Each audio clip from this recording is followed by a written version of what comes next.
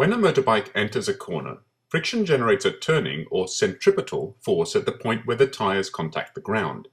That force generates a torque around the bike's center of gravity, which tips the bike out of the curve as you move forward. To stop the bike tipping over, you need to lean into the curve. When you do this, your center of gravity is inside the turn.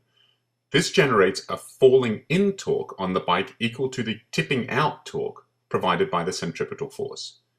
Given your speed and tightness of turn, there is a naturally stable angle of lean. If you are not leaning in enough for your cornering speed, the centripetal force will overcome gravity and will throw the bike out of the turn. Another concept we need to introduce is momentum.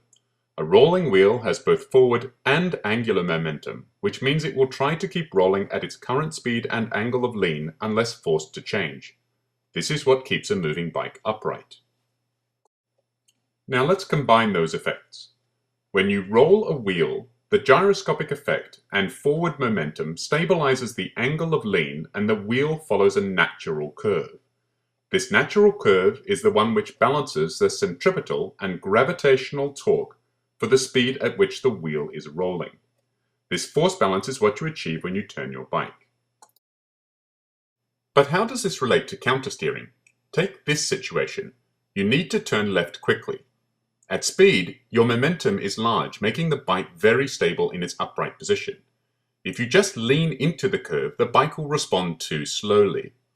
But even more serious to your health, remember our first demonstration. If you turn into a corner without leaning over enough, the bike will actually throw you out of the curve. So how do we use the bike's natural behavior to achieve the turn we need? To enter a left-hand turn from a straight vertical position, push out on the left-hand grip. This sets up the wheels for a right-hand turn, but as you are in a vertical position, the right-hand turn is unstable. The centripetal force where the tire meets the road causes the bike to tip out from the right-hand curve as you move forward. So now you are leaning left. This lean is what you need to set the bike up for a left-hand corner. By releasing pressure on the left-hand grip, the bike is released from its unstable right-hand turn. The bike will now assume a naturally stable left-hand turn determined by your speed and angle of lean. So by understanding a little physics, we learn it sometimes makes sense to act counterintuitively. And that could be a handy thing when you need to get yourself out of trouble quickly.